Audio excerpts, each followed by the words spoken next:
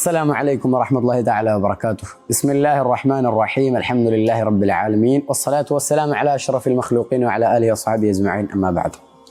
അപ്പോൾ കഴിഞ്ഞ വീഡിയോയിൽ നമ്മൾ നബി സല്ലല്ലാഹു അലൈഹി വസല്ലം തങ്ങളുടെ ജീവിതത്തിൽ വളരെ പ്രധാനപ്പെട്ട രണ്ട് യുദ്ധങ്ങളായിട്ടുള്ള ബദർ ഉഹദിനെ പറ്റി പറയുകയുണ്ടായി. ഇനി ഇൻഷാ അല്ലാഹ് കുറച്ച് യുദ്ധങ്ങൾ നമുക്ക് ഇങ്ങനെ കവർ ചെയ്ത് വരാം. വളരെ സംക്ഷിപ്തമായിട്ട് നമുക്ക് ഓരോ യുദ്ധങ്ങൾ ഇങ്ങനെ കവർ ചെയ്യാം. ആദ്യമായിട്ട് നബി സല്ലല്ലാഹു അലൈഹി വസല്ലം തങ്ങളുടെ ജീവിതത്തിൽ ഉഹദ് യുദ്ധത്തിന് ശേഷം പിന്നെ നടക്കുന്നത് ഹിജ്റ 5-ാമത്തെ വർഷം ഖന്തഖ് യുദ്ധമാണ്. അതല്ലെങ്കിൽ അഹസാബ് യുദ്ധം എന്നൊക്കെ അറിയപ്പെടുന്ന കിടങ്ങ് കുഴിച്ചിട്ട് നബി സല്ലല്ലാഹു അലൈഹി വസല്ലം തങ്ങൾ ഭയങ്കരമായിട്ട് നബിതങ്ങൾക്ക് പരീക്ഷണങ്ങൾ ഏൽക്കേണ്ടി വന്നിട്ടുള്ള ഒരു യുദ്ധമാണ് ഖന്തഖ് യുദ്ധം എന്ന് പറഞ്ഞു കഴിഞ്ഞാൽ. ഇതിൻ്റെ ഒരു പ്രധാനപ്പെട്ട കാരണം എന്ന് പറഞ്ഞു കഴിഞ്ഞാൽ മദീനയിലെ ബനു നളീർ ഗോത്രം അതുപോലെ ബനു വാഇൽ ഗോത്രത്തിൽപ്പെട്ട കുറച്ച് ആളുകൾ പോയിട്ട് ഖുറൈശികളുടെ അടുത്ത് പോവാണ്. ഖുറൈശികളുടെ അടുത്ത് പോയിട്ട് മുഹമ്മദ് ഇങ്ങനെയൊക്കെ ചെയ്യേണ്ടത്, നമുക്ക് മുഹമ്മദിന് എന്തെങ്കിലും പെട്ടെന്ന് ചെയ്യണം. അപ്പോൾ ഖുറൈശികൾ പറഞ്ഞു കുറേ കാലങ്ങൾ മുഹമ്മദിനായിട്ട് യുദ്ധം ചെയ്താണ്, മുഹമ്മദിനെ യുദ്ധം ഒന്നും ചെയ്യാൻ കഴിയുന്നില്ല. അപ്പോൾ ഇവരിങ്ങനെ പറഞ്ഞു എന്തായാലും ഞങ്ങളെ സഹായം ഉണ്ടാവും, ഞങ്ങളെന്തായാലും നിങ്ങളൊപ്പം ഉണ്ടാവും എന്നൊക്കെ പറഞ്ഞു. അപ്പോൾ ഖുറൈശികളെന്ന് പറഞ്ഞു എന്നാൽ അങ്ങനെ ആവാമെന്ന് പറഞ്ഞു. പിന്നെ അതിനുശേഷം ഗത്ഫാൻ ഗോത്രം, ഇവരും കുറച്ച് ശക്തിയുള്ളൊരു ഗോത്രമാണ്. ഈ ഗത്ഫാൻ ഗോത്രങ്ങളും ഖുറൈശികളുടെ അടുത്ത് വന്നിട്ട് നമുക്കിങ്ങനെ മുഹമ്മദിനെ എന്താക്കണം എന്ന് പറഞ്ഞു. അപ്പോൾ ഖുറൈശികൾ അംഗീകരിച്ചു കൊടുത്തു. ഈ ഗത്ഫാൻ ഗോത്രം വേറെ കുറേ ഗോത്രങ്ങളുടെ അടുത്ത് പോയി ആളെ പിടിച്ചു, യുദ്ധത്തിനുള്ള ആളെ പിടിച്ചു. അങ്ങനെ ഇവരെല്ലാവരും പാടും ഏകദേശം ഖുറൈശികളിൽ നിന്ന് 4000 യോദ്ധാക്കളും ഗത്ഫാൻ ഗോത്രത്തിൽ നിന്ന് 6000 യോദ്ധാക്കളുമായിട്ട് 10000 യോദ്ധാക്കളായിരുന്നു മുശ്രിക്കീങ്ങളുടെ ഭാഗത്തുനിന്നുണ്ടായിരുന്നു. ഇതേ സമയം മുസ്ലിങ്ങളുടെ ഭാഗത്ത് വെറും 3000 യോദ്ധാക്കളുള്ളത്. മുസ്ലിങ്ങൾ ഈ വിവരം അറിഞ്ഞ സമയത്ത് തന്നെ പെട്ടെന്ന് തന്നെ സൽമാൻ ഫാരിസി എന്നുള്ള പേര് സൂചിക്കുന്ന പോലെ തന്നെ അദ്ദേഹം ഒരു സത്യാന്വേഷണം കുറേ പരീക്ഷണങ്ങളൊക്കെ നടത്തി ഇസ്ലാമിലേക്ക് എത്തിയ മനുഷ്യനാണ്. സൽമാൻ ഫാരിസി ഉള്ളവന് പേർഷ്യക്കാരനായിരുന്നു. അപ്പോൾ മൂപ്പര് പറഞ്ഞു ഞങ്ങൾ പേർഷ്യയിൽ ഇങ്ങനെ ശത്രുക്കൾ പെട്ടെന്ന് വരുന്ന സമയത്ത് ഞങ്ങൾ കിടങ്ങ് കുഴിക്കലാണെന്ന് നബി തങ്ങളോട് പറഞ്ഞു. അപ്പോൾ നബി തങ്ങൾ പറഞ്ഞു നമുക്ക് കിടങ്ങ് കുഴിക്കാം. അങ്ങനെ ആ യുദ്ധത്തിൽ നബി സല്ലല്ലാഹു അലൈഹി വസല്ലം തങ്ങൾ ഓരോ 10 പേരും കൂടിയിട്ട് 40 മുഴം എന്നുള്ള അളവിൽ ഒരു കിടങ്ങ് കുഴിക്കാൻ തീരുമാനമാകുന്നു. നബിതങ്ങളും കൂടിയിട്ട് പങ്കെടുത്തിട്ട് അങ്ങനെ കിടങ്ങ് കുഴിക്കുകയാണ്. നബി സല്ലല്ലാഹു അലൈഹി വസല്ലം തങ്ങൾ ഭയങ്കര വിശന്നിട്ട് നബിതങ്ങൾ 2 കല്ലാണ് വയറിങ്ങനെ തൂങ്ങി ചാടാതിരിക്കാൻ വേണ്ടിയിട്ട് 2 കല്ല് വയറുമേ ഏച്ചു കൂട്ടി കെട്ടുക, അങ്ങനെയൊക്കെ ചെയ്തിരുന്നു. പിന്നെ അതുപോലെ തന്നെ നബിതങ്ങൾ അവരുടെ പ്രയാസങ്ങളൊക്കെ കണ്ടിട്ട് നബിതങ്ങൾ ഇങ്ങനെ പറയും അല്ലാഹുമ്മ ഇന്നൽ ഐഷ ഐഷുൽ ആഖിറ, കുറച്ചോനെ ഐഷ് ജീവിതം എന്ന് പറഞ്ഞാൽ ആഖിറത്തെ ജീവിതമാണ്. ഫർഹമിൽ അൻസാറ വൽ മുഹാജിറ, അൻസാരികൾക്കും മുഹാജിറുകൾക്കും റഹ്മത്ത് ചെയ്യും പഠിച്ചോനെ. പിന്നെ അപ്പം അൻസാരികൾക്ക് ആവശ്യമാവും, മുഹാജിറുകൾക്കും ആവശ്യമാവും. അപ്പോൾ ഇങ്ങനെ പറയും നഹ്നുല്ലദീന ബായഉ മുഹമ്മദ്, ഞങ്ങൾ എന്ന് പറഞ്ഞാൽ നബിതങ്ങളോടൊപ്പം ജിഹാദ് ചെയ്യാൻ ബയ്യത്ത് ചെയ്തു തരാമെന്നാണ് പറഞ്ഞിട്ട് മൊത്തത്തിൽ അങ്ങനെയൊക്കെ ആയിട്ട് എല്ലാം കൊണ്ടും പ്രയാസങ്ങൾ നേരിടെങ്കിലും ഹന്തക്കിനെ കിടങ്ങ് കുഴിക്കാൻ വേണ്ടിയിട്ട് വളരെ സജ്ജരായിട്ട് തന്നെ എല്ലാവരും വന്നു. അങ്ങനെ വലിയ കല്ലുകളൊക്കെ വരുമ്പോൾ നബിതങ്ങളെ സഹായം തേടും. നബിതങ്ങൾ അള്ളാഹുവിൻ്റെ ഭാഗത്തുനിന്നിട്ട് ഒരു സഹായത്തിൻ്റെ ഭാഗമായിട്ട് നബിതങ്ങൾ വലിയ എല്ലാ കല്ലുകളും പൊട്ടിക്കും.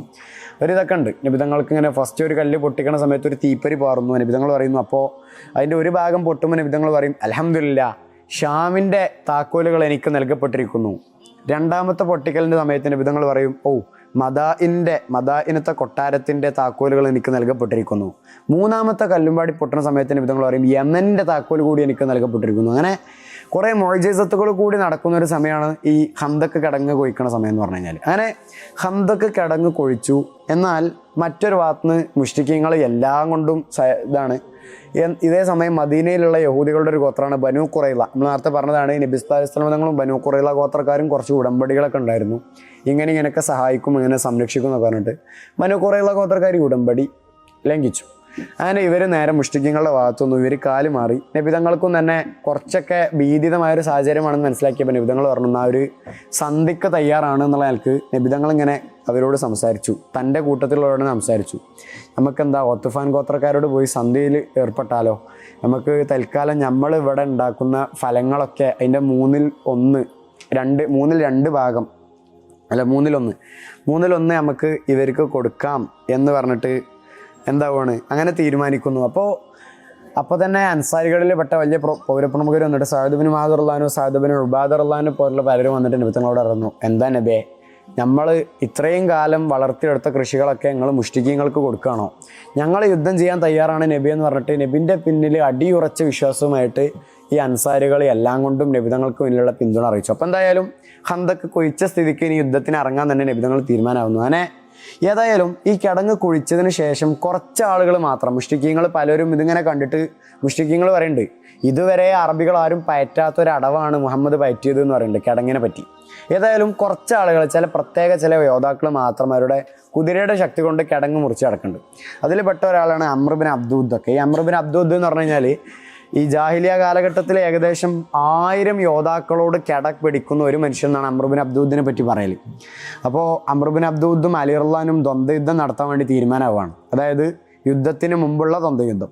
അപ്പോൾ അലി റളിയല്ലാഹു വന്നു. അലി റളിയല്ലാഹു ഫസ്റ്റ് പറഞ്ഞു, ഇസ്ലാമിലേക്ക് ക്ഷണിക്കുന്നു, താങ്കൾക്ക് ഇസ്ലാമിലേക്ക് വരാമെന്ന് പറഞ്ഞു. അപ്പോൾ അംർ ഇബ്നു അബ്ദൂദ് പറഞ്ഞു താല്പര്യമില്ല. പിന്നെ അംർ ഇബ്നു അബ്ദൂദ് പറഞ്ഞു, അലി റളിയല്ലാഹു പറഞ്ഞു നമുക്ക് യുദ്ധം ചെയ്യാം, ഞാൻ യുദ്ധത്തിലേക്ക് ക്ഷണിക്കുന്നു പറഞ്ഞു. അപ്പോൾ അംർ ഇബ്നു അബ്ദൂദ് പറഞ്ഞു തൽക്കാലം നിങ്ങളായിട്ട് യുദ്ധം ചെയ്യാൻ താല്പര്യമില്ല, കാരണം എന്താ വെച്ച് കഴിഞ്ഞാൽ നിങ്ങളെൻ്റെ സഹോദരപുത്രനാണ് പറഞ്ഞു. അപ്പോൾ അലി റളിയല്ലാഹു പറഞ്ഞു എന്നാൽ കേട്ടോ, തൽക്കാലം എനിക്ക് യുദ്ധം ചെയ്യാൻ നല്ല താല്പര്യമുണ്ട്. അങ്ങനെ അവർ യുദ്ധം ചെയ്യാൻ തീരുമാനിക്കുന്നു. യുദ്ധം ചെയ്യുന്നു. അതിൽ സ്വാഭാവികമായിട്ടും അംർ ഇബ്നു അബ്ദൂദ് പരാജയപ്പെട്ടു. അംർ ഇബ്നു അബ്ദൂദ് കൊല്ലപ്പെട്ടു. അലി റളിയല്ലാഹു അദ്ദേഹത്തിൻ്റെ മുഖത്തടിച്ച് നിലത്ത് വീഴ്ത്തി വെട്ടി. അങ്ങനെയാണ് അലി റളിയല്ലാഹു ആ ഒരു ഇതിൽ വിജയശ്രീലാണെന്നതിനായി തിരിച്ചു വരുന്നു. പിന്നെ അതുപോലെ തന്നെ വേറെയും കുറേ സംഭവങ്ങളൊക്കെ ഉണ്ട്. ഈ ഖന്തക്കിൻ്റെ ഭാഗമായിട്ട് തന്നെ ഒരു ഉമ്മ തൻ്റെ കുട്ടിയെ യുദ്ധത്തിന് പറഞ്ഞയക്കണതും അങ്ങനെ കുറേ ഇതൊക്കെ ഉണ്ട്. പിന്നെ അതുപോലെ തന്നെ യുദ്ധത്തിൻ്റെ ഒരു സാഹചര്യത്തിൽ കടന്നു വരികയാണെന്നുണ്ടെങ്കിൽ ഇത് കിടങ്ങ് കുഴിച്ചെന്നുണ്ടെങ്കിലും മുഷ്രിക്കീങ്ങൾ നബിതങ്ങളെ പോരാടി യുദ്ധം തുടങ്ങിയിട്ടില്ല എന്നുണ്ടെങ്കിലും ഒരു ഉപരോധമായിരുന്നു. അതായത് കിടങ്ങിൻ്റെ മുമ്പിൽ മുഷ്രിക്കീങ്ങൾ അങ്ങനെ നിൽക്കുക, നബിതങ്ങൾക്ക് എങ്ങോട്ടും പോകാൻ പറ്റൂല. നബിതങ്ങൾ കിടങ്ങ് മുറിച്ച് കടന്ന് അങ്ങോട്ട് പോയ അവിടെ മുഷ്രിക്കീങ്ങളാണ് ചുറ്റും. തൻ്റെ ചുറ്റും കിടങ്ങുള്ളതുകൊണ്ട് ചുറ്റും മുഷ്രിക്കീങ്ങൾ വളഞ്ഞു നിൽക്കുകയാണ്. ഏകദേശം 10,000 പേര് മുഷ്രിക്കീങ്ങളും 3000 നബിതങ്ങളെ സ്വഹാബാക്കളും മാത്രം. അപ്പോൾ ഇങ്ങനത്തെ ഒരു സമയത്താണ് നബിതങ്ങളുടെ അടുത്തേക്ക് ഓത്ത്ഫാൻ ഗോത്രത്തിലെ, അതായത് ശത്രുപക്ഷത്തുള്ള ഓത്ത്ഫാൻ ഗോത്രത്തിലുള്ള നഈം ഇബ്നു മസ്ഊദ് എന്ന് പറഞ്ഞാൽ ഇയാളാണ് സത്യം പറഞ്ഞു കഴിഞ്ഞാൽ ഖന്തക്കിൻ്റെ പുരുഷൻ എന്ന് പറഞ്ഞാൽ അറിയപ്പെടുന്ന ആൾ. ഖന്തക്കിലെ ഹീറോ ഇയാളാണ്. അതായത് ഇയാൾ നബിതങ്ങളുടെ അടുത്തേക്ക് വന്നിട്ട് പറഞ്ഞു, എന്തായാലും ഞാൻ മുസ്ലിം ആയിക്കോണു നബിയ, എൻ്റെ കൗമിലിൻ്റെ കൂട്ടത്തിൽ നിന്ന് ഞാൻ മുസ്ലിം ആയിട്ടുണ്ട്. എനിക്ക് നിങ്ങൾ റസൂലുള്ളാഹിയാണെന്നും അള്ളാഹു ആണ് ഏകെന്നും വിശ്വസിക്കുമെന്ന് പറഞ്ഞു. പിന്നെ നബിതങ്ങൾ പറഞ്ഞു നിങ്ങൾ ഒരാളുള്ളൂ, നിങ്ങളെ കൊണ്ട് ചെയ്യാൻ കഴിയുന്ന എന്തെങ്കിലും, നിങ്ങളെ ആൾക്കാരെ നിസ്സഹായരാക്കാൻ കഴിയുന്ന എന്തെങ്കിലും ചെയ്യാൻ കഴിയുന്നുണ്ടെങ്കിൽ ചെയ്യ്. ഹർബ് എന്ന് പറഞ്ഞാൽ യുദ്ധം എന്ന് പറഞ്ഞാൽ ഒരു ഖുദാത്താണ്. യുദ്ധം എന്ന് പറഞ്ഞു കഴിഞ്ഞാൽ അതൊരു ഇങ്ങനെ വഞ്ചനകളൊക്കെ തന്നെയാണ് എന്ന് നബി നഈം ഇബ്നു മസ്ഊദിനോട് പറയുന്നുണ്ട്. ഈ നഈം ഇബ്നു മസ്ഊദ് എന്താ ചെയ്തതെന്ന് വെച്ച് കഴിഞ്ഞാൽ വളരെ ബുദ്ധിപരമായ നീക്കം. മൂപ്പര് ഈ ഇത് ശത്രുക്കൾ എന്ന് പറഞ്ഞു കഴിഞ്ഞാൽ ഏതായാലും ഖുറൈശികളുണ്ട്, അതിൽ ബനു ഖുറൈള ഗോത്രക്കാരുണ്ട്, അതുപോലെ ഓത്ത്ഫാൻ ഗോത്രക്കാരുണ്ട്. നമ്മളെ നഈം ഇബ്നു മസ്ഊദ് നേരെ ബനു ഖുറൈളൻ്റെ അടുക്ക് പോയി. ബനു ഖുറൈള എന്ന് പറഞ്ഞു കഴിഞ്ഞാൽ മദീനയിലുണ്ടായിരുന്ന യഹൂദികളാണ്, ജൂതന്മാരാണ്. ഓല് നമ്മൾ നേരത്തെ പറഞ്ഞു ഓലുള്ള ഉടമ്പടിയൊക്കെ വെട്ടി മാറ്റിക്കാണ്ട് ഓല് യുദ്ധത്തിന് തയ്യാറാവുകയാണ്. ബനു ഖുറൈളൻ്റെ അടുത്ത് പോയിട്ട് ഈ നമ്മളെ നഈം ഇബ്നു മസ്ഊദ് എന്ന് പറഞ്ഞു നിങ്ങളിപ്പോൾ യുദ്ധം ചെയ്യാൻ പോകുന്നത് അൻസാരികളൊക്കെയാണ്. അൻസാരികൾ എന്ന് പറഞ്ഞാൽ കുറേ കാലം നിങ്ങളൊപ്പം ഉണ്ടായതിൻ്റെ ആൾക്കാരാണ്. നിങ്ങൾ ഓലോട് യുദ്ധം ചെയ്യുകയാണോ, നിങ്ങളെ പുറത്തുള്ള ആൾക്കാരെ കൂട്ടിക്കാണ്ട് ഏതവസ്ഥയിൽ ഖുറൈശികളും പിന്നെ ഈ ഓത്ത്ഫാൻ ഗോത്രക്കാരെന്നൊക്കെ പറഞ്ഞു കഴിഞ്ഞാൽ പുറത്തുള്ള ആൾക്കാരാണ്. അപ്പോൾ ചിലപ്പോൾ നിങ്ങൾ യുദ്ധം ചെയ്യണ സമയത്ത് നിങ്ങളുടെ ഇടയിൽ ഭിന്നിപ്പുണ്ടാക്കാനുള്ള ഓത്ത്ഫാൻ്റെയും ഖുറൈശിൻ്റെയും ഒരു ഗൂഢമായ തന്ത്രമായിരിക്കാം എന്നൊക്കെ പറഞ്ഞിട്ട് അങ്ങനെ ബനു ഖുറൈളൻ്റെ ഇടയിൽ ഉള്ളിൽ കൂടി ഒരു കുത്തിത്തിരിപ്പ് ഉണ്ടാക്കാൻ പോവാണ് നഈം ഇബ്നു മസ്ഊദ് റളിയല്ലാഹു. അങ്ങനെ നഈം ഇബ്നു മസ്ഊദ് റളിയല്ലാഹു അങ്ങനെ പറഞ്ഞു. എന്നിട്ട് നഈം ഇബ്നു മസ്ഊദ് റളിയല്ലാഹു പറഞ്ഞു നിങ്ങൾക്കുള്ള ഒരേ ഒരു പരിഹാരം ഞാൻ കാണുന്നത് നിങ്ങൾ ഖുറൈശികളോട് പറയുക, ഈ യുദ്ധം കഴിയണത് വരെ നിങ്ങളെ കൂട്ടത്തിലുള്ള കുറച്ച് പൗരപ്രമുഖരെ ഞങ്ങളുടെ അടുത്ത് പണയം വെക്കണ മാതിരി വെക്കണം. യുദ്ധം കഴിഞ്ഞ് യുദ്ധത്തിൽ പ്രശ്നങ്ങളൊന്നും ഇല്ലെങ്കിൽ തിരിച്ചു തരും, അല്ലെങ്കിൽ ഞങ്ങൾ കൊല്ലും എന്ന് പറയണമെന്ന്. അങ്ങനെ ചെയ്താൽ മതി എന്ന് പറഞ്ഞു. അപ്പോൾ ബനു ഖുറൈളക്കാർക്ക് നഈം ഇബ്നു മസ്ഊദ് പറഞ്ഞതിൽ കാര്യമുണ്ട് തോന്നി. ഓലടിയിലും അങ്ങനെ ഒരു വികാരം ഇങ്ങനെ വല്ല വളർന്നു വരാൻ തുടങ്ങി. നഈം ഇബ്നു മസ്ഊദ് നേരെ വിട്ടു അടുത്ത് ഖുറൈശികളുടെ അടുത്തേക്ക്. ഖുറൈശികളുടെ അടുത്ത് പോയിട്ട് മൂപ്പരും ഞാനൊക്കെ നിങ്ങളെ ഭാഗത്ത് തന്നെ ഉണ്ടോ എന്ന് പറഞ്ഞുകൊണ്ട് പറഞ്ഞു. മൂപ്പര് പറഞ്ഞു നമ്മളെ ബനു ഖുറൈളക്കാരുണ്ടല്ലോ, ബനു ഖുറൈളക്കാർക്ക് സംഗതി മടുത്തുക്കണേ, ഓല് യുദ്ധത്തിന് പിരിഞ്ഞു പോകാനുള്ള തയ്യാറെടുപ്പിലാണ് തോന്നുന്നത്. ഓല് മിക്കവാറും ഇങ്ങളെ വിശ്വാസം ഇല്ലാത്തതുകൊണ്ട് ഇങ്ങളേക്കൊന്ന് കുറച്ച് നേതാക്കളെ പണയായിട്ട് ചോദിക്കാൻ സാധ്യത ഉണ്ട് കേട്ടോ എന്ന് ഖുറൈശികളുടെ അടുത്ത് പോയി പറഞ്ഞു. അപ്പോൾ ഖുറൈശികൾക്കും ചെറിയൊരു സംശയം തോന്നി തുടങ്ങി. പിന്നെ നേരെ ഇയാൾ ഓത്ത്ഫാൻക്കും പോയി. ഓത്ത്ഫാൻ്റെ അടുത്തും ചെന്നിട്ട് ഖുറൈശികളോട് പറഞ്ഞ അതേമാതിരി പോയി പറഞ്ഞു. ഇത് കേട്ടു അബൂ സുഫിയാൻ നേരെ ഏതായാലും ഇങ്ങനെയൊക്കെ ഒരു സാഹചര്യത്തിൽ ഇങ്ങനെ നിൽക്കുകയാണ്. യുദ്ധം തുടങ്ങാനായി. അബൂ സുഫിയാനും അതുപോലെ തന്നെ ഓത്ത്ഫാൻ ഗോത്രത്തിലുള്ള കുറച്ച് തലതൊട്ടപ്പന്മാരും കൂടിയിട്ട് യുദ്ധം തുടങ്ങാൻ നിൽക്കുമ്പോൾ നമ്മളെ യഹൂദികൾ നേരത്തെ നഈം ഇബ്നു മസ്ഊദ് പറഞ്ഞതിൻ്റെ ഒരു സ്വാധീനം എന്നോണം യഹൂദികളിൽ പലർക്കും യുദ്ധത്തിനുള്ളൊരു വിസമ്മതം, യുദ്ധത്തിനോടുള്ളൊരു നീരസം വന്നു. അവർ പറഞ്ഞു തൽക്കാലം നിങ്ങളെ കൂട്ടത്തിലുള്ള കുറച്ച് പൗരപ്രമുഖന്മാരെ അവിടെ പണയം വെച്ച് പണയായിട്ട് തിരിയെന്ന് പറഞ്ഞു. ഇത് കേട്ടോട് കൂടിയിട്ട് ഈ ഓത്ത്ഫാൻ ഗോത്രക്കാർക്കും ഖുറൈശികൾക്കും മനസ്സിലായി സംഗതി നഈം ഇബ്നു മസ്ഊദ് പറഞ്ഞത് ശരി തന്നെയാണ്. അങ്ങനെ ഇവരടിയിൽ ഭിന്നിപ്പ് വലുതായി. തഫറഖത്തിൽ കലിമ, ഇവർ എന്തിനാണോ ലക്ഷ്യം വെച്ച് വന്നിരുന്നത് ആ ലക്ഷ്യത്തിൻ്റെ പേരിൽ തന്നെ ഇവർ ഛിന്നഭിന്നമാവാണ്. പിന്നെ നഈം മസൂദ് കാരനാണ് ശത്രുക്കളുടെ ഇടയിൽ ഛിന്നഭിന്നമാവൽ, അവരുടെ ഇടയിലുള്ള ഭിന്നിപ്പ് കൂടണം. പിന്നെ അന്ന് രാത്രി വേറെ കുറേ കാര്യങ്ങളുണ്ട്. അതായത് യുദ്ധം തുടങ്ങുന്നതിൻ്റെ തലേ ദിവസം രാത്രി, യുദ്ധം തുടങ്ങുന്നതിൻ്റെ അല്ല, യുദ്ധം തുടങ്ങണമെന്ന് വെച്ചിരുന്ന ദിവസത്തിൻ്റെ തലേ ദിവസം രാത്രി അന്ന് അല്ലാഹു സുബ്ഹാനഹു വ തആല നല്ലൊരു കാറ്റും മഴയൊക്കെ ഇറക്കിയിട്ട് ഖുറൈശികളുടെയൊക്കെ പലരുടെയും പാത്രങ്ങളൊക്കെ തെറിച്ച് പോണ പോലത്തുള്ളൊരു കാറ്റും മഴ ഇറക്കുന്നുണ്ട്. അപ്പോൾ അബൂ സുഫിയാനെ പോലുള്ളവർ പറഞ്ഞു ഭയങ്കര ഇതാണ്. ഏതായാലും യുദ്ധത്തിൻ്റെ ഒരു സാഹചര്യം എന്ന് പറഞ്ഞു കഴിഞ്ഞാൽ ബനൂ ഖുറൈളക്കാരൊക്കെ പിരിഞ്ഞു പോകാനുള്ള താല്പര്യക്കാരാണ്. പിന്നെ കാറ്റും മഴയൊക്കെയാണ്, നമുക്ക് എന്തായാലും ഇവിടെ നിൽക്കാൻ കഴിയില്ല എന്ന് പറഞ്ഞു. അബൂ സുഫിയാൻ പറഞ്ഞു ഞാൻ പോവാണ് പറഞ്ഞു. ഇത് കേട്ടോട് കൂടിയിട്ട് ഒത്തഫാൻ ഗോത്രക്കാർ, അതായത് ഖുറൈശികളുടെ മറ്റൊരു സഖ്യകക്ഷിയായിരുന്നു ഒത്തഫാൻ ഗോത്രക്കാർക്കും തോന്നി ഏതായാലും അബൂ സുഫിയാനും ഖുറൈശി ടീമും പോകാൻ തന്നെ തീരുമാനിച്ചു, എന്നാൽ ഇനി നമുക്കും പോവാം. അങ്ങനെ ഇവരും പോയി. അതോട് കൂടിയിട്ട് നബി സല്ലല്ലാഹു അലൈഹി വസല്ലം തങ്ങൾ ഈ വിജയത്തിലും ഈ യുദ്ധത്തിലും വിജയിച്ച മട്ടായി. അങ്ങനെ നബി സല്ലല്ലാഹു അലൈഹി വസല്ലം തങ്ങളും മുസ്ലിങ്ങളും യുദ്ധം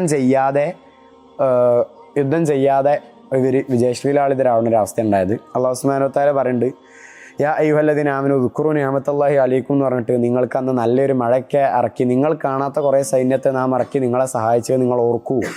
ഏതായാലും അന്ന് എന്തായാലും ഖന്തഖ് യുദ്ധത്തിൽ സൽമാൻ ഫാരിസി റളിയല്ലാഹുവിൻ്റെ ഖന്തഖ് എന്ന് പറഞ്ഞ ഒരു ബുദ്ധി, നഈം ബിൻ മസൂദ് റളിയല്ലാഹുവിൻ്റെ നയതന്ത്രപരമായിട്ടുള്ള നീക്കങ്ങൾ, ഇതിലൂടെയൊക്കെ ആയിട്ട് അതോട് കൂടിയിട്ട് ഖന്തഖ് യുദ്ധത്തിലും മുസ്ലിങ്ങൾക്ക് വിജയമായി. ഖന്തഖ് യുദ്ധത്തിൽ നമ്മൾ നേരത്തെ സൂചിപ്പിച്ച പോലെ തന്നെ കിടങ്ങ് മുറിച്ച് കടന്ന കുറച്ച് ആളുകളുണ്ട്.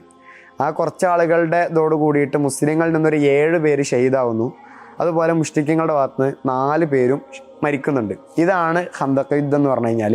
അപ്പോൾ ഹിജറ 5-ാം വർഷം ഖന്തഖ് യുദ്ധം, മുസ്ലിങ്ങൾ പോരാടാതെ വിജയിച്ച ഒരു യുദ്ധമാണ് ഖന്തഖ് യുദ്ധം എന്ന് പറഞ്ഞു കഴിഞ്ഞാൽ. അടുത്തായിട്ട് നമ്മൾ ഹുദൈബിയ സന്ധിയെ പറ്റിയാണ് പറഞ്ഞത്. അതായത് നബി സല്ലല്ലാഹു അലൈഹി വസല്ലം തങ്ങളുടെ ജീവിതത്തിൽ ഖന്തഖ് യുദ്ധത്തിന് ശേഷം വീണ്ടും പോരാട്ടങ്ങളുടെ ഭാഗമായിട്ട് നടന്നൊരു വലിയ യുദ്ധമാണ് ഗസ്വത്തു ബനീ ഖുറൈള. ബനൂ ഖുറൈള നമ്മളിപ്പോൾ ഇവിടെ സംക്ഷിപ്തമാക്കുന്നതിൻ്റെ ഭാഗമായിട്ട് നമ്മളിവിടെ ചർച്ച ചെയ്യുന്നില്ല. അത്രമാത്രം പ്രാധാന്യം അർഹിക്കുന്നില്ലെങ്കിലും അതും നബിതങ്ങളുടെ ജീവിതത്തിലെ ഒരു വലിയ നിർണായകമായ ഘട്ടം തന്നെയാണ്. ഏതായാലും നമ്മൾ ഹുദൈബിയ സന്ധിയിലേക്ക് വരുമ്പോൾ, ഈ ഹുദൈബിയ സന്ധി എന്ന് പറഞ്ഞു കഴിഞ്ഞാൽ സത്യത്തിൽ ഇത് ഫത്ഹ് മക്കയുടെ ഒരു മുന്നോടി എന്ന് വേണമെങ്കിൽ നമുക്ക് ഹുദൈബിയ സന്ധിയെ പറ്റി വിളിക്കാൻ പറ്റും. ഫത്ഹ് മക്ക എന്ന് പറഞ്ഞാൽ മക്ക വിജയത്തിൻ്റെ ഒരു മുന്നോടി എന്നുള്ള നിലയ്ക്ക് നമുക്ക് വേണമെന്നുണ്ടെങ്കിൽ ഹുദൈബിയ സന്ധിയെ വിളിക്കാൻ പറ്റും. അതായത് നബി സല്ലല്ലാഹു അലൈഹി വസല്ലം തങ്ങളുടെ ഒരു സ്വപ്നമാണ് ഇതിൻ്റെ കാരണം. നബി സല്ലല്ലാഹു അലൈഹി വസല്ലം തങ്ങൾ ഒരു ദിവസം മക്ക കഅബ തവാഫ് ചെയ്യുന്നത് നബി തങ്ങൾ സ്വപ്നം കാണാം.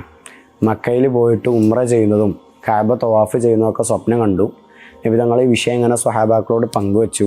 അപ്പോൾ കഅബയിലുള്ള മദീനയിലുള്ള സ്വഹാബാക്കൾക്കൊക്കെ ഭയങ്കര സന്തോഷമായി. അപ്പോൾ എല്ലാവർക്കും മനസ്സിലായി ഇൻഷാ അല്ലാഹ് നമ്മൾ മക്കയിലേക്ക് തിരിക്കാൻ പോവുകയാണെന്ന്. പ്രത്യേകിച്ച് മുഹാജിരിങ്ങളെ സംബന്ധിച്ച് ഹിജറ എന്ന് പറഞ്ഞു കഴിഞ്ഞാൽ ഭയങ്കര ഒരു വെല്ലുവിളിയായിരുന്നു. നമ്മൾ തന്നെ നമ്മളെ പറ്റി ഒന്ന് ചിന്തിച്ച് നോക്കിയാൽ മതി. ഇപ്പോൾ നമ്മളുടെ വത്തന്, നമ്മളുടെ സ്വദേശം വിട്ട് നിർബന്ധിതരായിട്ട് ദീനിന് വേണ്ടിയിട്ടോ അല്ലെങ്കിൽ മറ്റെന്തെങ്കിലും ലക്ഷ്യത്തിന് വേണ്ടിയിട്ട് നമ്മൾ നിർബന്ധിതരായിട്ട് നമ്മൾ പോകേണ്ടി വരുമ്പോൾ നമുക്ക് എന്തൊക്കെ പിന്നിൽ ഉപേക്ഷിക്കേണ്ടി വരുന്നു.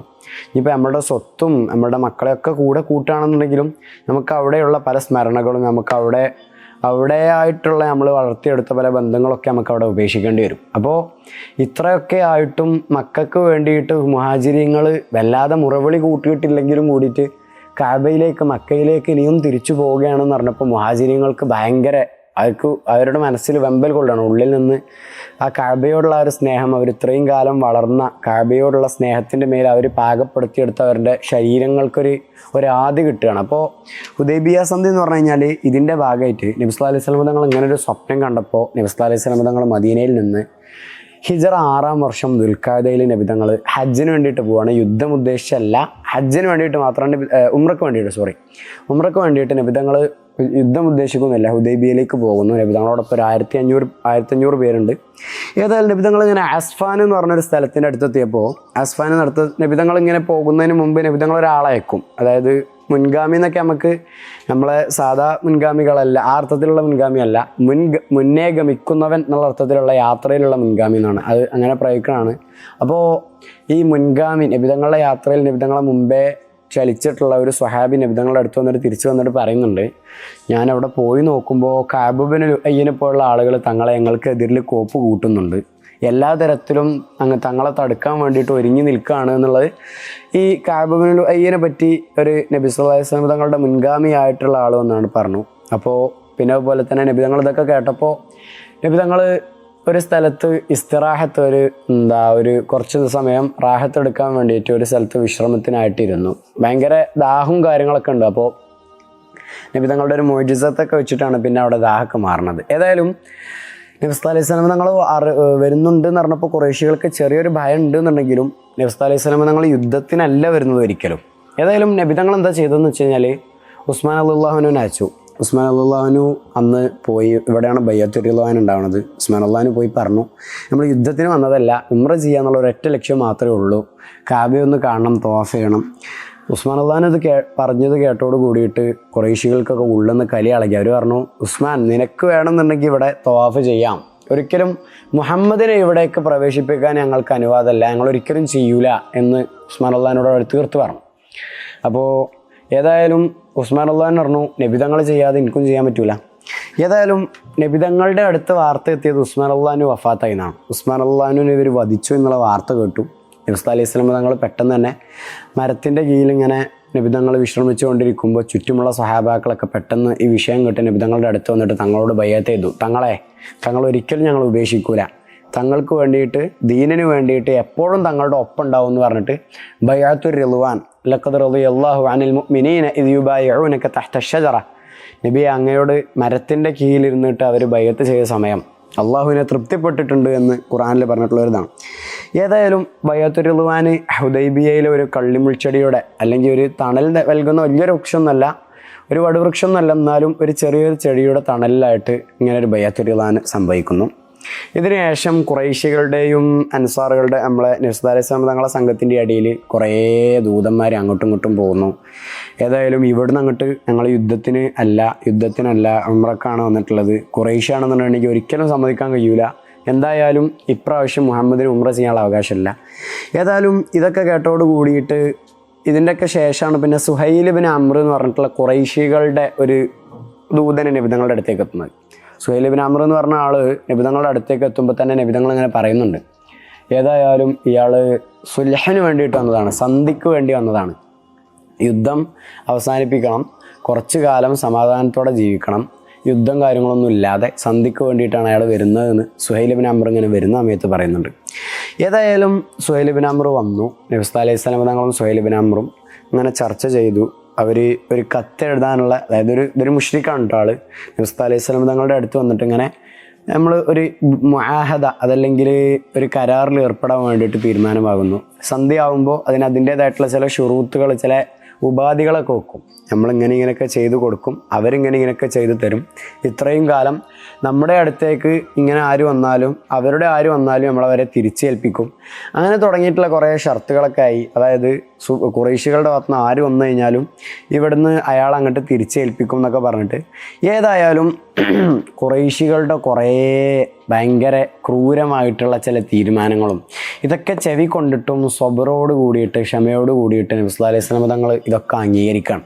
നബി തങ്ങൾ ഇതൊക്കെ അംഗീകരിക്കുകയും ചെയ്തു. അതുപോലെ തന്നെ ഇവരിൽ ഈ മുആഹദ ഈ ഒരു കരാറിൽ ഒപ്പിടുകയും ചെയ്തു. അങ്ങനെ ഏതായാലും മുസ്ലിങ്ങളൊക്കെ കൂടിയിട്ട് നബി സല്ലല്ലാഹു അലൈഹി വസല്ലം തങ്ങളുടെ തീരുമാനത്തിന് വഴങ്ങി ഹുദൈബിയ സന്ധിയിൽ നിന്ന് ഉംറ ചെയ്യാതെ പിരിഞ്ഞു പോകാൻ. അന്ന് നബി സല്ലല്ലാഹു അലൈഹി വസല്ലം തങ്ങൾ അങ്ങനെ പിരിഞ്ഞു പോകുമ്പോൾ ആർക്കും അറിയില്ല ഇത് വലിയ ഒരു സന്തോഷ വാർത്തയുടെ തുടക്കമാണെന്നുള്ളത് ആർക്കും അറിയില്ല. അതായത് നബി സല്ലല്ലാഹു അലൈഹി വസല്ലം തങ്ങൾ അബൂബക്കർ സിദ്ദീഖ് ഉമർ റളിയല്ലാഹു ചോദിക്കുന്നുണ്ട്, തങ്ങൾ പറഞ്ഞതല്ലേ നമുക്ക് തവാഫ് ചെയ്യാന്ന്, പിന്നെ എന്തുകൊണ്ട് ഇങ്ങനെ? ഏതായാലും അപ്പോൾ അബൂബക്കർ സിദ്ദീഖ് റളിയല്ലാഹു ഇങ്ങനെ സമാധാനിപ്പിക്കുന്നുണ്ട്, ഞാൻ നിങ്ങളെ പോയി നബിൻ്റെ അടുത്തേക്ക് പോയി പറഞ്ഞു കൊടുക്കണോ? അതിൽ ഉമർ റളിയല്ലാഹു വേണ്ട അറിയും. അപ്പോൾ അബൂബക്കർ സിദ്ദീഖ് റളിയല്ലാഹു അറിയും, എന്തായാലും നിങ്ങൾക്ക് തവാഫ് ചെയ്യാം, നിങ്ങൾ പേടിക്കണ്ട, നമുക്ക് അടുത്ത വർഷം അല്ലാണ്ടെങ്കിൽ എന്തായാലും നിങ്ങൾ കഅബയിൽ പോയി തവാഫ് ചെയ്തിരിക്കും എന്ന് തന്നെ പറയും. ഏതായാലും നബി സല്ലല്ലാഹു അലൈഹി വസല്ലം തങ്ങൾ ഏതായാലും ഹജ്ജിന് ഇറങ്ങണ സമയത്ത്, ഉംറക്ക് ഇറങ്ങണ സമയത്ത് ഒരു മൃഗത്തെ കൊണ്ടാണ് പോകുക. അതായത് അങ്ങനെ ചെയ്യാറുണ്ട്, നമ്മൾ ഹദി എന്ന് പറയും, നമ്മൾ അറുക്കാൻ വേണ്ടിയിട്ട്. നബി തങ്ങൾ ആ മൃഗത്തിനെ അറുത്തു, അതിനെല്ലാവർക്കും മുസ്ലിങ്ങൾക്ക് എല്ലാവർക്കും കൊടുത്തു. ഏതായാലും മുസ്ലിങ്ങളൊക്കെ നബി തങ്ങളെ കണ്ടിട്ട് ഇങ്ങനെ അന്തം മുട്ട് നിൽക്കുകയാണ്. തങ്ങൾ തീരുമാനിച്ചിറങ്ങിയ ഒരു കാര്യത്തിൽ നിന്ന് തങ്ങൾ പിൻവലിയുന്നു. അതും കാഫിര്യങ്ങൾക്കെതിരിലാണെന്ന് അറിഞ്ഞിട്ടും തങ്ങൾ കീഴടങ്ങിയിട്ട് തിരിച്ചു പോരുന്നു. ഏതായാലും നബി തങ്ങൾ ഇങ്ങനെ തിരിച്ച് മദീനയിലേക്ക് പോരുമ്പോഴാണ് ഈ ആയത്തിറങ്ങണത്. ഇന്നാ ഫതഹ്നാ ലക ഫത്ഹൻ മുബീന ലിയഗ്ഫിറ ലക അല്ലാഹു മാ തഖദ്ദം എന്ന് പറഞ്ഞിട്ടുള്ള ഫതഹ് സൂറത്തിൻ്റെ തുടക്കത്തിലുള്ള രണ്ടായത്ത്. ഈ ആയത്തിൽ അല്ലാഹു സുബ്ഹാനഹു വ തആല നബി തങ്ങളോട് പറയാണ്, തങ്ങളെ ഞങ്ങൾക്ക് വലിയൊരു ഫതഹാണ് ഞാൻ ഈ തരാൻ പോണത്, എന്ന് പറഞ്ഞിട്ട് ഫത്ഹ് മക്കക്കുള്ള വലിയ ഒരു സൂചന അവിടെ അവസാനിപ്പിച്ചുകൊണ്ടാണ് ഹുദൈബിയ സന്ധിയിൽ മുസ്ലിങ്ങൾ തിരിച്ചു പോരുന്നത്. അപ്പോൾ ഹുദൈബിയ സന്ധി എന്ന് പറഞ്ഞു കഴിഞ്ഞാൽ ഒരിക്കലും ഒരു പരാജയമല്ല. ഹുദൈബിയ സന്ധി എന്ന് പറഞ്ഞു കഴിഞ്ഞാൽ മുസ്ലിങ്ങളെ സംബന്ധിച്ചിടത്തോളം പുതിയ ഒരു ജീവിതത്തിൻ്റെ ഒരു മുഖവുരയായിരുന്നു ഹുദൈബിയ സന്ധി എന്ന് പറയാം. അതായത് അപ്പോൾ ഈ ഹുദൈബിയ സന്ധിയിൽ ഇങ്ങനെയൊക്കെ ആണെന്നുണ്ടെങ്കിലും മുസ്ലിങ്ങളുടെ ഈമാനോ ഖുവ്വത്തിനോ അതിനൊന്നും ഒരു കുറവും വന്നിട്ടില്ല. മക്ക പോലുള്ള മക്കയിലേക്ക് മുസ്ലിങ്ങൾ കയറാനും പിന്നെ അതുപോലെ തന്നെ കിസ്ര കൈസറിനെ പോലെയുള്ള വലിയ വലിയ രാജാക്കളെ എടുത്ത് പോയിട്ട് ഇസ്ലാമിൻ്റെ കത്തുകൾ അവരെടുത്ത് ഏൽപ്പിക്കാനും മുഹമ്മദ് റസൂലുള്ളാഹ് മിൻ മുഹമ്മദ് റസൂലില്ലാഹ് ഇലാ കിസ്ര അലീമി ഫാരിസ് എന്ന് തുടങ്ങിയിട്ട് ചുറ്റുഭാഗത്തുള്ള പേർഷ്യയിലെയും അതുപോലെ തന്നെ ഇറാനിലെയും അതുപോലെ നജ്ജാഷി ഹബഷയിലുള്ള നജ്ജാഷിയെ പോലുള്ള മുഖൗക്കിസിനെ പോലുള്ള പല വലിയ വലിയ രാജാക്കന്മാർ, ഹിർക്കൽ അങ്ങനെ പോലുള്ള പല പല രാജാക്കന്മാർക്കും ഒക്കെ നബിതങ്ങളുടെ പേരിൽ കത്തയക്കാനൊക്കെ തുടങ്ങണത് ഹുദൈബിയ സന്ധിക്ക് ശേഷം. അതായത് കുറച്ചുംപാടെയൊക്കെ ഒരു രാഷ്ട്രീയവൽകൃതമായിട്ടുള്ള ഒരു മുസ്ലിം സമുദായം അവിടെ ഇങ്ങനെ രൂപപ്പെട്ടു തുടങ്ങി. ഹുദൈബിയ സന്ധിക്ക് ശേഷമാണ് ഖാലിദ് ബിൻ വലീദും അമ്ർ ബിൻ അസ്റുല്ലാനും ഇവരൊക്കെ മുസ്ലിമാണ്. ഖാലിദ് ബിൻ വലീദ് പറഞ്ഞു കഴിഞ്ഞാൽ ഇസ്ലാമിക ചരിത്രത്തിൽ ഭയങ്കര ഒരു വില്ലാളി വീരനാണ്. ആർക്കും കീഴടക്കാൻ പറ്റാത്ത ഭയങ്കര ബുദ്ധിയും അതുപോലെ തന്നെ വാൾപ്പായറ്റിലും ഭയങ്കര നൈപുണ്യം നേടിയിട്ടുള്ള വലിയൊരു സ്വഹാബി വരെയാണ് ഖാലിദ് ബിൻ വലീദ് റളിയല്ലാഹു അൻഹു എന്ന് പറഞ്ഞാൽ. ഉഹുദിലും ബദറിലൊക്കെ മുസ്ലിങ്ങൾക്കെതിരിൽ വലിയ ഒരു ശക്തിയായിട്ട് മുശ്രിക്കീങ്ങളുടെ ഭാഗത്തുനിന്നെങ്കിലും കൂടിയിട്ട് സുൽഹുൽ ഹുദൈബിയക്ക് ശേഷം, സുൽഹുൽ ഹുദൈബിയ എന്ന് പറഞ്ഞു കഴിഞ്ഞാൽ കുറേ ഹൃദയങ്ങൾക്കുള്ള ഒരു തുറക്കലായിരുന്നു. അതായത് നബിതങ്ങൾ ഇത്രയും വളരെ വയലൻ്റായിട്ട് നബിതങ്ങൾക്ക് പെരുമാറാൻ പറ്റിയ ഒരു സാഹചര്യം ഉണ്ടായിട്ട് കൂടി തങ്ങളങ്ങനെ ചെയ്യാതെ എല്ലാത്തിനും വഴങ്ങി പിരിഞ്ഞു പോരുന്ന ഒരവസ്ഥ കണ്ടപ്പോൾ നബിതങ്ങൾ എല്ലാത്തിനെയും ഉൾക്കൊള്ളുന്ന തുറന്ന മനസ്സുള്ള ഒരു വ്യക്തിയാണ്. ഇസ്ലാമിൻ്റെ ആജ്ഞകൾ ഒരിക്കലും തതറുഫ് അതല്ലെങ്കിൽ തീവ്രത ഒരിക്കലും ഇസ്ലാം പ്രൊമോട്ട് ചെയ്യുന്നില്ല എന്നുള്ളതിൻ്റെയൊക്കെ ഒരു ഉത്തമ ഉദാഹരണമായിട്ട് സുൽഹുൽ ഹുദൈബിയ മാറി. അപ്പോൾ സൈഫുല്ലാ, അള്ളാഹുവിൻ്റെ പടവാളെന്നറിയപ്പെടുന്ന ഖാലിദ് ബിൻ വലീദ് റളിയല്ലാഹു അൻഹു, അതുപോലെ പിന്നീട് ഈജിപ്ത് കീഴടക്കുന്ന അമ്ർ ബിൻ ലാസ്, ഈജിപ്തൊക്കെ ഇസ്ലാമിലേക്ക് വരുന്ന അമ്ർ ബിൻ ലാസ് തങ്ങളുടെ കരങ്ങൾ കൊണ്ടാണ്. ഷാം ഇസ്ലാമിലേക്ക് വരുന്നത് ഖാലിദ് ബിൻ വലീദ് റളിയല്ലാഹു അൻഹുവിൻ്റെ കരങ്ങൾ കൊണ്ടാണ്. അപ്പോൾ ഇവരുടെയൊക്കെ ഇസ്ലാം സുൽഹുൽ ഹുദൈബിയക്ക് ശേഷമായിരുന്നു. സുൽഹുൽ ഹുദൈബിയക്ക് ശേഷം ഇവരെ പോലെ തന്നെ ധാരാളം ആളുകൾ മുസ്ലിം ആവുന്നുണ്ട്.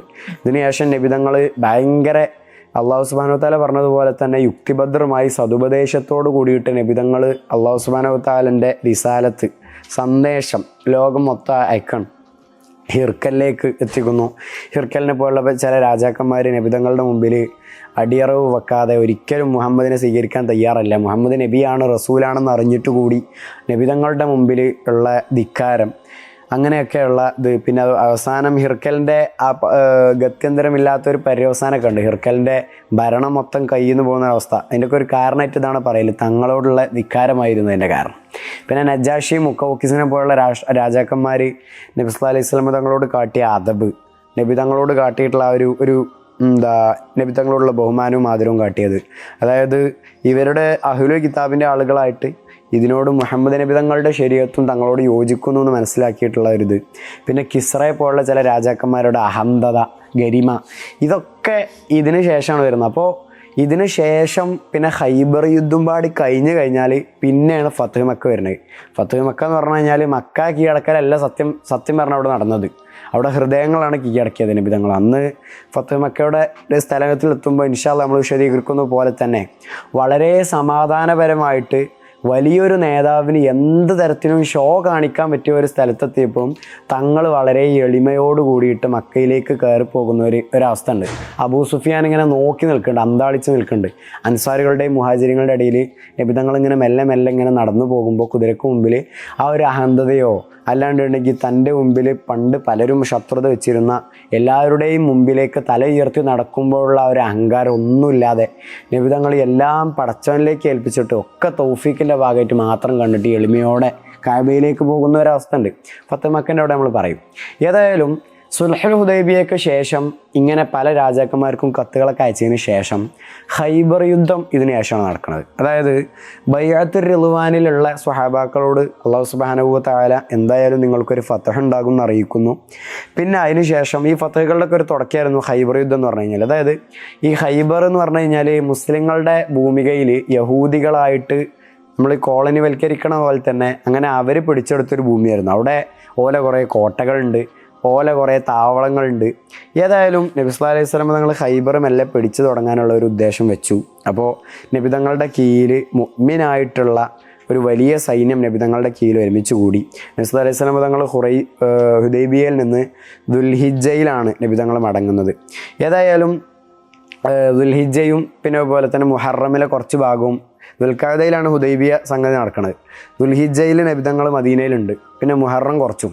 ഈ മുഹറം കുറച്ച് നിന്നതിന് ശേഷം നബി തങ്ങൾ നേരെ ഖൈബറിലേക്ക് പോവാണ്. മുഹറമിൻ്റെ ഒരു കുറച്ച് കഴിഞ്ഞിട്ട് മുഹറമിൽ തന്നെ നേരെ ഖൈബറിലേക്ക് പോവാണ്. ഖൈബറിലേക്ക് പോകുമ്പോൾ എല്ലാവർക്കും മുസ്ലിങ്ങൾക്കൊക്കെ ഭയങ്കര ആവേശം നബി തങ്ങളൊപ്പം. അതായത് ഏകദേശം 1400ഓളം മുസ്ലിങ്ങൾ നബി തങ്ങളോടൊപ്പം ഉണ്ട്.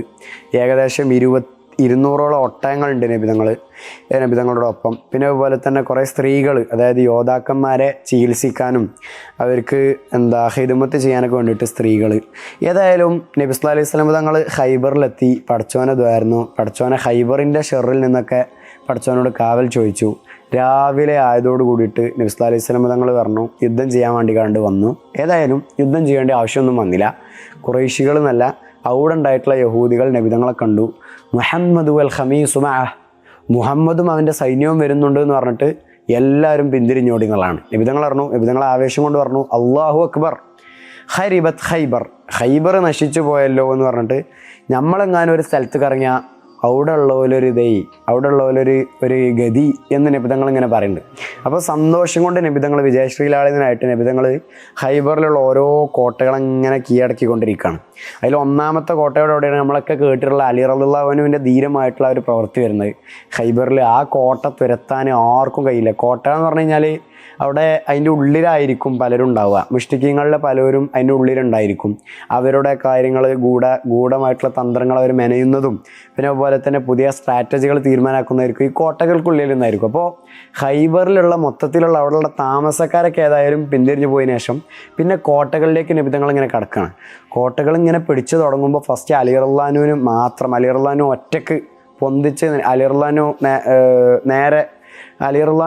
ഉള്ള ഒരൊറ്റ ഒരു അലി റളിയല്ലാഹു തന്നെ ഒരു സൈന്യമാണെന്ന് പലരും പറയുന്നുണ്ട്. അതായത് അലി റളിയല്ലാഹുവിൻ്റെ അത്രക്കും ആ ഒരു ദൃഢഗാത്രനായിട്ടുള്ള അലി റളിയല്ലാഹുവിൻ്റെ ശക്തി കൊണ്ടാണ് അന്ന് ആ കോട്ടയുടെ ആർക്കും തുറക്കാൻ കഴിയാത്ത ആ ഒരു വാതിൽ തുറക്കപ്പെടുന്നത്.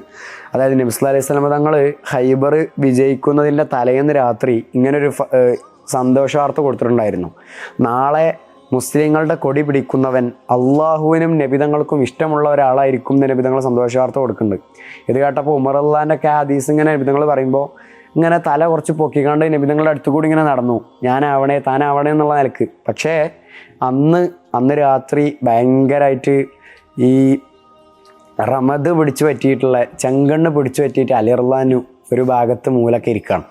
അലി റളിയല്ലാഹുവിനായിരുന്നു അതിന് തീരുമാനിച്ചിരുന്നുള്ള അലി റളിയല്ലാഹുവിനും അപ്പം അറിയില്ല. അലി റളിയല്ലാഹു യുദ്ധത്തിന് വന്നിട്ടില്ല എന്ന് പറയുമ്പോൾ നബിതങ്ങൾ എന്തെന്ന് ചോദിക്കുമ്പോൾ അലിക്ക് ചെങ്കണ്ണ് ബാധിച്ചിട്ടുണ്ടെന്ന് പറഞ്ഞപ്പോൾ അലി റളിയല്ലാഹുവിനെ വിളിച്ചു. നബിതങ്ങൾ ഉമിനീര് തുടച്ചുകൊണ്ട് അലി റളിയല്ലാഹുവിൻ്റെ ചെങ്കണ്ണ് ഷിഫയാക്കി. അങ്ങനെ അലി റളിയല്ലാഹുവിന് കൊടി കൊടുക്കുകയാണ്.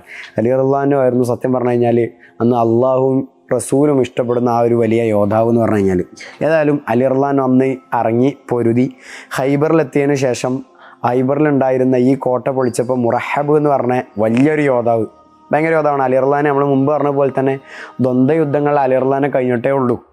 അലി റളിയല്ലാഹു മുറഹബിനേറ്റ് പൊരുതി മുറഹബിനെ 2 അടിക്ക് നിലത്തിട്ടു. മുറഹബിൻ്റെ തലയിലുള്ള മിഗ്ഫർ എന്നാണ് പറയുക, തലൻ്റെ മേലുള്ള ഒരു അങ്കി പോലുള്ള സാധനം. അപ്പോൾ അതൊക്കെ പൊളിച്ചിട്ട് മൂപ്പര അതിൻ്റെ പല്ലിൻ്റെ ഉള്ളിലിട്ട് കുടുക്കി എന്നൊക്കെ പറയുന്നുണ്ട്. ഏതായാലും അലി റളിയല്ലാഹുവിൻ്റെ ആ ഒരു ധീരമായിട്ടുള്ള പ്രവർത്തനത്തോട് കൂടിയിട്ട് ഓരോ കോട്ടകൾ ഇങ്ങനെ മെല്ലെ മെല്ലെ മുസ്ലിങ്ങൾക്ക് തുറന്നു കിട്ടി. അങ്ങനെ കുറഞ്ഞ ദിവസത്തെ ഉപരോധത്തിനുള്ളിൽ നബി സല്ലല്ലാഹു അലൈഹി വസല്ലം തങ്ങൾക്ക് കോട്ടകളൊക്കെ പല കോട്ടകളും തുറന്നു കിട്ടുകയും ചെയ്തു. ഖൈബറിലുള്ള ആളുകളൊക്കെ തങ്ങളോട് വന്നിട്ട് തങ്ങളെ സുൽഹ വേണം, ഞങ്ങൾക്കിപ്പോൾ സന്ധി വേണം, തൽക്കാലം ഞങ്ങളെ ഇവിടെയുള്ള കായ്ക്കനികളുടെ ഒക്കെ പൗതി നിങ്ങൾക്ക് എടുക്കാമെന്നൊക്കെ പറഞ്ഞു. ഏതായാലും നബി തങ്ങൾ അങ്ങനെ ചെയ്തു. അങ്ങനെ സുൽഹയോടെ പ്രഖ്യാപിച്ചു. അങ്ങനെ ഈ ഒരു സമയത്താണ് നബിതങ്ങൾക്ക് വിഷം ബാധിക്കുന്നത്. അതായത് സലാമു ബിൻ മിഷ്കം എന്ന് പറയുന്ന ഒരു വ്യക്തിയുടെ ഭാര്യ സൈനബ് ബിൻത്തുൽ ഹാരിസ്, ജൂതയായിട്ടുള്ള സ്ത്രീയാണ്. സൈനബ് എന്നൊക്കെ കേൾക്കുമ്പോൾ ആരും വഞ്ചിതരായത്, സൈനബ് ആണെങ്കിലും ജൂതയാണ്. ഏതായാലും സൈനബ് ബിൻത്തുൽ ഹാരിസ് എന്ന് പറഞ്ഞ സലാം ബിൻ മിഷ്കമിൻ്റെ ഭാര്യ നബി സല്ലല്ലാഹു അലൈഹി വസല്ലം തങ്ങൾക്ക് നബിതങ്ങൾക്കായിട്ട് വെച്ച് പാചകം ചെയ്ത് കൊടുത്തിരുന്ന ഒരു ആടിൽ വല്ല വിഷം കലർത്തി. അതിൽ തന്നെ അവർ ചോദിച്ച് മനസ്സിലാക്കിയിട്ട് നബിതങ്ങൾക്ക് ഏറ്റവും ഇഷ്ടമുള്ള ഭാഗം ഏതാണെന്ന് മനസ്സിലാക്കിയിട്ട് നബിതങ്ങൾക്ക് ഇഷ്ടമുള്ള ഭാഗം ആടിൻ്റെ കയ്യിൻ്റെ ഭാഗമാണെന്ന് മനസ്സിലാക്കുന്നു. അപ്പോൾ ആ ഭാഗത്ത് നല്ലോണം കൂടുതൽ വിഷം പുരട്ടി കൊടുത്തു. ഏതായാലും അതിൽ പറയുന്ന ചരിത്രം പറയുന്നത് ആ കൈ തന്നെ നബിതങ്ങളോട് പറഞ്ഞു എന്നുള്ളതാണ്. മുഅ്ജിസത്തിൻ്റെ ഭാഗമായിട്ട് ഞാൻ വിഷം കലർത്തപ്പെട്ട ഒരു വസ്തുവാണ് എന്ന് പറഞ്ഞു. അങ്ങനെ നബിതങ്ങൾ അതിനെ ഒഴിവാക്കുന്നു. പക്ഷേ അന്ന് നബിതങ്ങളുടെ ഒപ്പം ഉണ്ടായിരുന്ന ബിഷർ ബിൻ മഅറൂർ എന്ന് പറഞ്ഞൊരു സ്വഹാബി, അദ്ദേഹം ഇതിൽ നിന്ന് കഴിക്കുന്നുണ്ട്. അദ്ദേഹം ആ വിഷം കാരണം വഫാത്താവുകയും ചെയ്തു. ഏതായാലും ഈ ഒരു സ്ത്രീയെ ഇങ്ങനെയൊക്കെ ഒരു തെറ്റ് ചെയ്തിട്ട് ഒന്നും ചെയ്യാൻ കരുതിയിട്ടില്ലായിരുന്നു. പക്ഷേ ബിഷർ ബിൻ എന്ന് പറഞ്ഞ സ്വഹാബി ഇതുവഴി വഫാത്തായതുകൊണ്ട് ആ സ്ത്രീയെ കൊല്ലുകയാണ് ചെയ്തത്. ഏതായാലും ഇതിന് ശേഷം കുറേ ഗനീമത്തും കാര്യങ്ങളൊക്കെ ആയിട്ട് മുസ്ലിങ്ങൾക്ക് ഭയങ്കര ഇത് കിട്ടി. പിന്നെ ഹിജറ 7-ാം വർഷം നബിതങ്ങൾ നേരെ മക്കയിലേക്ക് പോവുകയാണ്. നബി സല്ലല്ലാഹു അലൈഹി വസല്ലം തങ്ങൾ അവിടെ ഒരു 3 ദിവസം നിന്ന് അവിടെ ഉംറയൊക്കെ നടത്തി. അങ്ങനെ അതിന് ശേഷം നബി സല്ലല്ലാഹു അലൈഹി വസല്ലം തങ്ങൾ തന്നെ മക്കയിൽ കുറച്ച് ഇതൊക്കെ നടത്തിയിട്ട് പിന്നെ അതിന് ശേഷമാണ് മുഅ്തത്ത് യുദ്ധം പാടി നടക്കുന്നത്. ഈ മുഅ്തത്ത് യുദ്ധത്തിനും പാടി ശേഷമാണ് ഈ ഫത്ഹ് മക്ക എന്ന് പറഞ്ഞ വലിയൊരു സംഭവം ഉണ്ടാവുന്നത്. അതായത് മുഅ്തത്ത് യുദ്ധം എന്ന് പറഞ്ഞു കഴിഞ്ഞാൽ നബി സല്ലല്ലാഹു അലൈഹി വസല്ലം തങ്ങൾ ഷുറഹ്ബീൽ ബിൻ അംറുൽ ഗസ്സാനി എന്ന് പറഞ്ഞു കഴിഞ്ഞാൽ ഈ റോമിൻ്റെ രാജാവായിട്ടുള്ള കൈസറിൻ്റെ കീഴിലുള്ള ബുസ്ര എന്ന് പറഞ്ഞൊരു സ്ഥലമുണ്ട്. ഈ ബുസ്ര എന്ന് പറഞ്ഞ സ്ഥലത്തിൻ്റെ അന്നത്തെ ഗവർണറായിരുന്നു ഷുറഹ്ബീൽ ബിൻ അംറുൽ ഗസ്സാനി. ഇയാളെ ഇസ്ലാമിലേക്ക് ക്ഷണിക്കാൻ വേണ്ടിയിട്ട് നബിതങ്ങളെ സ്വഹാബിയായിട്ടുള്ള ഹാരിസ് ബിൻ ഉമൈർ അൽ അസ്ദി എന്ന് പറഞ്ഞൊരു സ്വഹാബിനെ അയക്കുന്നുണ്ട്. പക്ഷേ അന്ന് ഒരിക്കലും അങ്ങനെ ഒരു കൾച്ചർ ആരും പിന്തുടർന്ന് പോകുന്നില്ലെങ്കിലും കൂടിയിട്ട് ഇയാൾ അങ്ങനെ ചെയ്തു. ഹാരിസ് ബിൻ ഉമൈർ എന്ന് പറയുന്ന വെറും ഒരു ദൂതനായിട്ടുള്ള വ്യക്തിയെ ഇയാൾ വകവരുത്തി വെട്ടിക്കൊന്നു. അയാളെ കുറേ കയ്യും കാലൊക്കെ ബന്ദിയാക്കി ആദ്യം, പിന്നെ അതിനുശേഷം അയാളെ കുറേ അടിച്ച് ശിക്ഷിച്ചു. പിന്നെ അങ്ങനെ ചെയ്തിട്ട് പിന്നെ അങ്ങനെ വെട്ടിക്കൊല്ലുക ചെയ്ത്. ഏതായാലും അങ്ങനെ ചെയ്താൽ ഈ ദൂതനെ അയച്ചിട്ടുള്ള ആളോടുള്ള ഇഹാനത്ത്, അയാളോടുള്ള ഒരു നിന്ദ്യതയാണ് എന്നാണ് മനസ്സിലാക്കപ്പെട്ടിരുന്നത്. അപ്പോൾ റോമയുടെ ഭൂമിയിലേക്ക് ആദ്യമായിട്ട് മുസ്ലിം സമുദായത്തിൻ്റെ സൈന്യം പുറപ്പെടാനുള്ള ഒരു കാരണമായിട്ട് തീരുകയാണ്. അതായത് നമുക്കൊക്കെ നബിതങ്ങളുടെ കാലത്ത് അന്ന് തങ്ങൾക്ക് ഇങ്ങനെ ചുറ്റുഭാഗത്തുള്ള ഈ ഒരു ഏരിയ മാത്രം ഇങ്ങനെ യുദ്ധം ചെയ്ത് കവർ ചെയ്തുള്ള ആ ഒരു ഫീലിംഗ് ഉള്ളതെന്നുണ്ടെങ്കിൽ ഈ ഒരു കാരണം കൊണ്ട് റോമിലേക്ക് ആദ്യമായിട്ട് ഇസ്ലാമിൻ്റെ സമുദായം പോകുന്നു. നബി സല്ലല്ലാഹു അലൈഹി വസല്ലം തങ്ങൾ ഹിജറ 8-ാം വർഷം ജുമാദുൽ ഊലയിൽ എല്ലാവരും ഒരുമിച്ച് കൂടി ഏകദേശം 3000 ആളുകൾ സെയ്ദ് ബിൻ ഹാരിസ എന്ന് പറഞ്ഞ ആളെ ആമിലാക്കി നേതാവാക്കി. ഏതായാലും വലിയ മുഹാജിരികളും അൻസാരികളൊക്കെ ഉണ്ട്. നബിതങ്ങൾ പറഞ്ഞു സെയ്ദിന് എന്തെങ്കിലും പറ്റിയാൽ ജാഫർ ബിൻ അബി ത്വാലിബ് രാജാവട്ടെ എന്ന് പറഞ്ഞാൽ സൈന്യാധിപനാവട്ടെ, ജാഫറിന് എന്തെങ്കിലും പറ്റിക്കഴിഞ്ഞാൽ അബ്ദുല്ലാഹി ബിൻ റവാഹ. അങ്ങനെ ഏതായാലും എല്ലാവരും നബിതങ്ങളുടെ അടുത്ത് റോമിലേക്ക് പോകേണ്ട ഭയങ്കര ദൂരമുള്ള യാത്രയാണ്, ഭയങ്കര പ്രയാസമുള്ള യാത്രയാണ്. ഏതായാലും ഇവർ മിയാന എന്ന് പറഞ്ഞ സ്ഥലത്തെത്തി. ഏതായാലും ഹിർക്കൽ ഇവർക്കെതിരിൽ വലിയൊരു യുദ്ധം, ഒരു സൈന്യത്തെ ഒരുമിച്ച് കൂട്ടുണ്ടെന്നും ഏകദേശം 100,000-ഓളം വരുന്ന വലിയൊരു സൈന്യത്തെ ഹിർക്കൽ ഒരുമിച്ച് കൂട്ടിയിട്ടുണ്ടെന്ന് മനസ്സിലായി. അപ്പോൾ അബ്ദുല്ലാഹി ബിൻ റവാഹ നീച്ചിന്നിട്ട് പറഞ്ഞു, നമ്മളൊരിക്കലും എണ്ണം നോക്കിയിട്ടല്ല ആരോടും പൊരുതിയിട്ടുള്ളത്, ഈമാൻ്റെ ശക്തി കൊണ്ട് മാത്രമാണ് നമ്മൾ പലരോടും പൊരുതിയിട്ടുള്ളതെന്ന് പറഞ്ഞിട്ട് അന്ന് ആ ഒരു യുദ്ധത്തിൽ ഫസ്റ്റ് നബിതങ്ങൾ പറഞ്ഞതുപോലെ തന്നെ സെയ്ദ് ബിൻ ഹാരിസയെ കൊടി പിടിച്ചു. അദ്ദേഹം ഷഹീദാകുന്നു. അതിനുശേഷം അദ്ദേഹത്തെ കുന്തങ്ങൾ വന്നിട്ട് ആകെ അയാളെ ബോഡി മൊത്തം കുറേ കുന്തങ്ങൾ കുത്തി പലതരത്തിലുള്ള മുറിവുകൾ പറ്റിയിട്ടുണ്ട്. പിന്നെ അതിനുശേഷം ജാഫർ ബിൻ അബി ത്വാലിബ് വന്നു. അദ്ദേഹവും കുറേ പൊരുതി. അദ്ദേഹം വലത്തെ കയ്യിൽ നിന്ന് ഇടത്തെ കയ്യിലേക്ക് മാറ്റി. അങ്ങനെ കുറേ കൊടി പിടിച്ച് അദ്ദേഹവും അന്ന് ഷഹീദായി. അതിനുശേഷം അദ്ദേഹത്തിന് 33 വയസ്സാണ്. പിന്നെ അതിന് ശേഷമാണ് അബ്ദുല്ലാഹി ബിൻ റവാഹ വരുന്നത്. അബ്ദുല്ലാഹി ബിൻ റവാഹയും അന്ന് ഷഹീദാവുക എന്നുള്ളതാണ് അന്നുണ്ടായിട്ടുള്ള ഒരിത്. പിന്നെ ഇതിനു ശേഷമാണ് വളരെ ബുദ്ധിപരമായിട്ടുള്ള നമ്മൾ നേരത്തെ വിശേഷിപ്പിച്ച വലിയൊരു നേതാവിൻ്റെ ഒരു വ്യക്തിപ്രഭാവം അവിടെ വെളിവാകുന്നത് ഖാലിദ് ബിൻ വലീദ് തങ്ങൾ നേരെ കൊടി പിടിച്ചു. അദ്ദേഹം യുദ്ധത്തിൻ്റെ സിയാസത്ത് പൊളിറ്റിക്സ് നല്ല വശമുള്ള ആളായതുകൊണ്ട് ഈ മൈസറ മൈമന യുദ്ധത്തിൻ്റെ ഇടതും വലതും മാറ്റി കളിച്ചുള്ള രീതി എന്ന് പറഞ്ഞ രീതിയുണ്ട്. അതൊക്കെ വെച്ചിട്ട് രാത്രി അന്നത്തെ ചില ഇതൊക്കെ വെച്ചിട്ട് അന്ന് ഖാലിദ് ബിൻ വലീദ് റളിയല്ലാഹുവിൻ്റെ ചില പ്രത്യേക തരത്തിലുള്ള സ്ട്രാറ്റജികളോട് കൂടിയിട്ട് അന്ന് മുസ്ലിങ്ങൾക്ക് വലിയ വിജയമാണ് കരസ്ഥമാക്കാൻ സാധിക്കുന്നത്. അതായത് നബി സല്ലല്ലാഹു അലൈഹി വസല്ലം തങ്ങളുടെ ഈ ഒരു ഇത് അനസ് റളിയല്ലാഹു ഇങ്ങനെ റിപ്പോർട്ട് ചെയ്യുന്ന ഒരു ഹദീസിൽ കാണാം. സെയ്ദ് റളിയല്ലാഹു കൊടി പിടിച്ചു, ഇങ്ങനെ ഓരോരുത്തർ കൊടി പിടിച്ചു കഴിഞ്ഞിട്ട് ലാസ്റ്റ് പിന്നെ അള്ളാഹുവിൻ്റെ സേഫായിട്ടുള്ള ഒരാൾ വന്നിട്ട് കൊടി പിടിച്ചു, അയാളാണ് അന്ന് ഈ മുഅത്തത്തിൻ്റെ ഭൂമിക ഇസ്ലാമിന് തുറന്നു കൊടുത്തതെന്ന് പറഞ്ഞിട്ട് ഇങ്ങനെ ഈ ഒരു വലിയ വിജയത്തിന് കൂടി മുഅത്തത്ത് യുദ്ധം കാരണമായി. അങ്ങനെ മുഅത്തത്ത് യുദ്ധം എല്ലാം കൊണ്ടും മുഹമ്മദ് നബി സല്ലല്ലാഹു അലൈഹി വസല്ലം തങ്ങളുടെ ഒരു മേൽക്കോയ്മ, സുപ്രീമസി ഈ മുശ്രിക്കീങ്ങളുടെ ഇടയിലും, അതായത് പൊതുവേ ഇവരുടെ ഇടയിൽ മാത്രം യുദ്ധം ചെയ്ത് ശീലമുള്ള നബിതങ്ങൾ റോമിനേറ്റ് പോയി പൊരുതിയിട്ട് റോമിനെ തളച്ചിടുകയാണ്. 100,000-ഓളം വരുന്ന വലിയൊരു സൈന്യത്തെ കുറച്ച് ആൾക്കാർ കൂടി തളച്ചിടുകയാണ്. അപ്പോൾ ഇതുകൊണ്ട് തന്നെ നബി സല്ലല്ലാഹു അലൈഹി വസല്ലം തങ്ങളുടെ ആ ഒരു ഇതിന് ശക്തിക്ക്, നബിതങ്ങളുടെ സൈന്യത്തിന് ശക്തി കൂടുന്നു. ഇതോടുകൂടിയിട്ട് ഫത്ഹ് മക്കയുടെ മുമ്പുള്ള യുദ്ധങ്ങളൊക്കെ അവസാനിക്കുകയാണ്. ഇതിനുശേഷമാണ് ഫത്ഹ് മക്ക വരുന്നത്. ഇതോടുകൂടിയിട്ട് ഈ വീഡിയോയുടെ അവസാനിക്കുകയാണ്. ഇൻഷാ അല്ലാഹ് വരും ക്ലാസ്സുകളിൽ നമുക്ക് ഫത്ഹ് മക്കയും അതിനെ തുടർന്നുള്ള ചില യുദ്ധങ്ങളും പറഞ്ഞ് യുദ്ധത്തിൻ്റെ ഭാഗം അവസാനിപ്പിക്കാം. വാഖിറു ദഅ്വാനാ അൽഹംദുലില്ലാഹി റബ്ബിൽ ആലമീൻ. അസ്സലാമു അലൈക്കും.